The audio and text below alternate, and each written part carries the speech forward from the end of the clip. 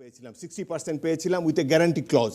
সুতরাং আন্তর্জাতিক লবির কাছে গেলে একটা ফল নিশ্চয়ই বর্তমান গ্লোবাল ওয়ার্ল্ডে পাওয়া যাবে এবং এই ক্ষেত্রে বাংলাদেশের জনগণ যথেষ্ট সোচ্চার, যারা টেকনিক্যাল লোক তারা যথেষ্ট সোচ্চার, জনগণকেও আমরা প্রয়োজন মতো সোচ্চার করেছি।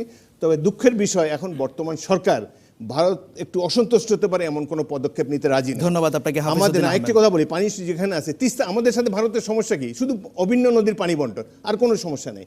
কিন্তু দেখা গেল যে তাদের মন্ত্রী, প্রধানমন্ত্রী মাননীয় যারা মোদি এখানে এসেছেন, কিন্তু এই তিস্তা নদীর ব্যাপারে আলাপই করা যায়। ধন্যবাদ। This is not the right attitude. ধন্যবাদ। আমরা একটি রাষ্ট্র হিসাবে আমাদের স্বার্থ, পারস্পরিক যে স্বার্থ আছে সেটা আমরা আলাপ করবই। একটা তথ্য দিই, তথ্যটা হচ্ছে আন্তঃনদী সংযোগ প্রকল্পে খালি ব্রহ্মপুত্রের পানি গঙ্গাতে ফেলা না, অন্য নদীগুলোর উত্তরপ্রদেশের এবং মধ্যপ্রদেশের যে নদীগুলো আছে তার সঙ্গে প্রায় 2000 কিলোমিটারের ব্যাপার। আর বাংলাদেশের শেখ হাসিনার সরকার ভারত অসন্তুষ্ট হয় এরকম কোনো কাজ করতে চায় না। বাংলাদেশের ক্রিকেটাররা দুদিন আগে ভারতকে গুয়ারা হারিয়েছে, খুব অসন্তুষ্ট হয়েছে। ধন্যবাদ হাসানুল হক। এবং মোদি সাহেব বলেছে যে আমার তিস্তার পানি দিয়ে দিব, আপনারা ওই আমাদের বোলার যে ধন্যবাদ হাসানুল হক।